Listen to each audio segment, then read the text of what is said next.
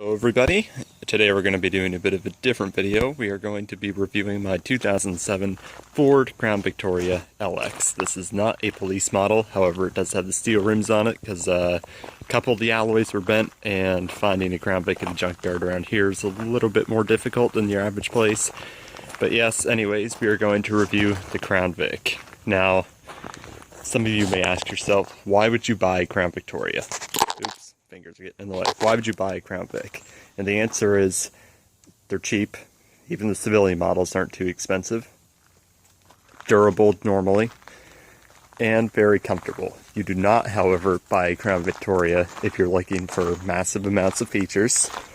Or you could argue looks, because it is an old style car, right? Like, when you look at it from the side, it's very flatlined. Most new cars are front end down, rear end up. It is powered by the 4.6 liter V8. That makes 224 horsepower, I think, on mine, because I don't have the dual exhaust, and the police motors, or police interceptors, make 250 horsepower with the dual exhaust, and whatever else they change in there. I think the air filter's a little bit different, but not a whole lot. Could be wrong on that. But anyways, even speed-wise, from 0 to 60, really isn't a whole lot different. So we'll head in and fire it up. So here we are on the inside of my car. Only 106,000 kilometers on it, this car, or for you Americans, that means 65,000 to 66,000 miles. So has a bad water fluid sensor, but I don't care about that. So the interior, like I said, basically the front seats are just a sofa slab, as are the rear seats. The car is a little bit dirty right now, so please excuse me. And here we have a very, very advanced stereo system. My God, I don't know how much more advanced you could get than this, but this must cost $20 to install, and man, it's the best thing in the world.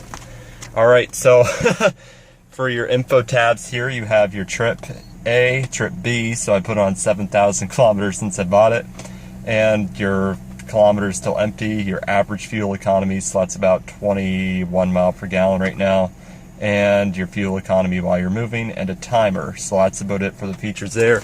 Glove box is a decent size. It does feel a little bit clangy. These cars are well put together. Your police motor models here, all this is extremely hard plastic, but right now you got a bit of soft touch in a few spots, whereas the police models, it's all hard plastic on the doors. Here it's softer touch plastic, not overly soft, and you got your wood grain trim, whereas the police models have the black trim here, but most of the rest of it is just hard plastic. So like I said, the cars are cheap for a reason, but however they are well put together at the same time. So that's just kind of the way it is. I mean, it's a toss-up. So yes, this was the inside, so now we'll head out for a quick drive and I'll review the handling, or lack thereof, and the speed, or lack thereof. So stay tuned. So here we are cruising out on the roadway right now. Road noise on these cars is a little bit higher than, say, your modern day car, and that's partly because of the older design. It's just the way things are. Body on frame construction, so if a sound hits your frame, or like a rock hits your frame or anything, it kind of echoes through the car. It's just kind of the way it is. But like I said, feels like you're driving an old slab down the highway, but it's kind of a nice feeling at the same time. Crown Vic offers a different ride compared to what any other car can really offer you these days, and I've taken out Chargers and new Taurus, and none of them feel like it, and that can be both a good and a bad thing, because handling on the new cars, power is obviously much better, but I kind of enjoy the older ride. And a lot of you are probably wondering, what should I buy? The civilian model or a police interceptor? And I'm gonna say this much. The police interceptor, well, with any car you don't really know what you're buying until you've owned it for a month or two. But a police interceptor model, you know it's been beat. Yes, it's been maintained, sort of.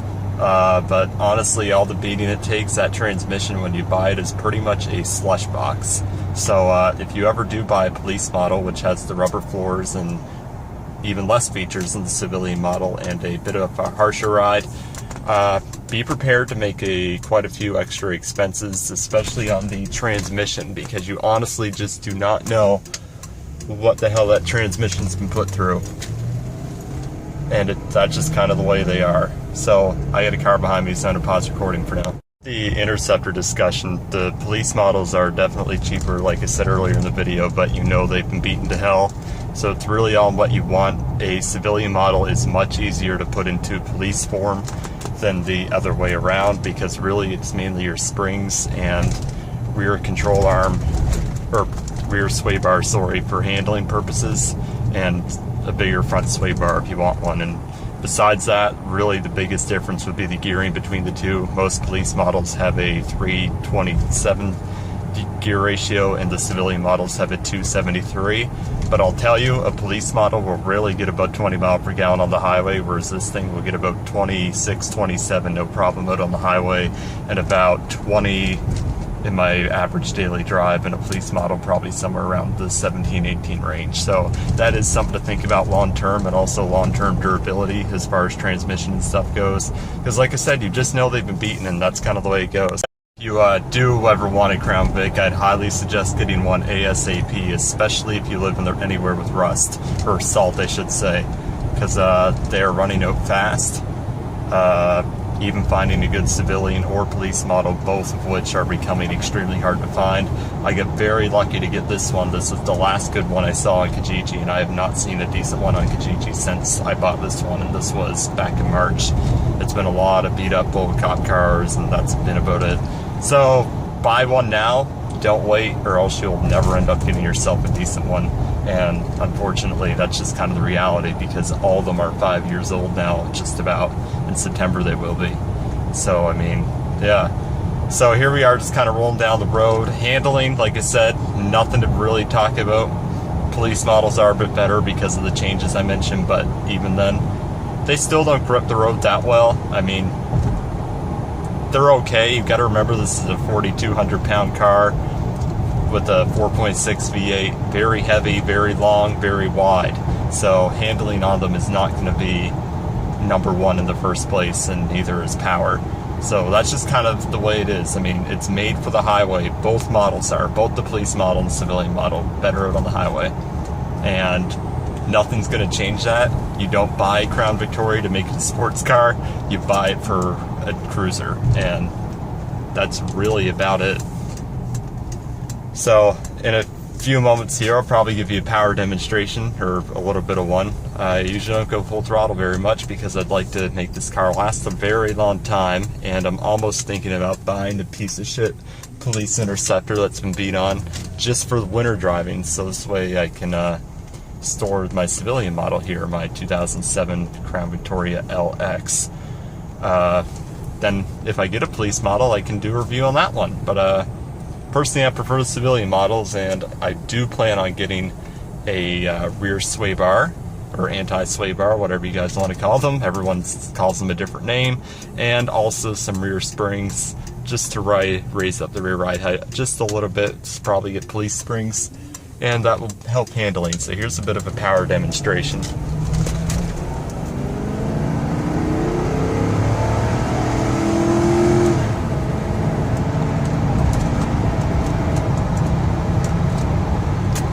Gotta love that 4.6 V8 sound. It sounds like it's only 2 inches away from your face, so that's only with one exhaust.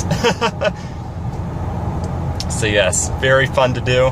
That's actually the first time I've done a 0 to 60 since I bought my 07 Crown Vic, because I used to own a Grand Marquis, but the previous owner did not do much maintenance on it, and the rear differential was a piece of shit when I bought it. So I just beat the shit out of it some more, and then I traded it in for this. So yeah, that's kind of everything. So like I said, not the fastest car in the world, but it does sound pretty. So if you enjoy a V8 sound for cheap, something to think about. And like I said, it does get decent gas mileage. It gets about the same gas mileage as my V6 Ford Fusion actually got, that I used to own way back when. If any of you are actually still subscribed to my channel back in 2013 and 14, you've probably seen that car a couple of times. I really didn't enjoy it that much, and the reason being is originally I was planning on buying a 2007 Crown Victoria. This is back in 2013 of summer, so 3 years ago. There was an unmarked detective RCMP vehicle with 90 idle hours and 100,000 kilometers, or a Fusion, which is only $1,000 more expensive than the unmarked car, so $7,500 versus $6,500. I love the unmarked car, but I actually ended up listening to my parents about the Fusion. They were like, no, you'll like the Fusion in the long run, blah, blah, blah, blah, blah.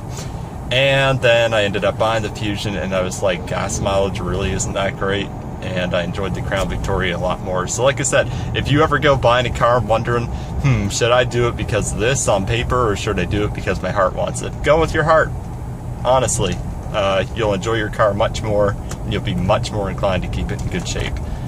This car, I get all the fluids changed out besides the brake and the coolant, but the coolant's still fine and brake fluid still looks fine. So I did up the differential, the trans fluid, and the oil's all been done. So this car is about as good as you're going to get for a Ford Crown Victoria. You are not going to get much better than that, and I love the hell out of it, and I'm sad that they don't make them anymore, but I completely understand why they don't make them anymore.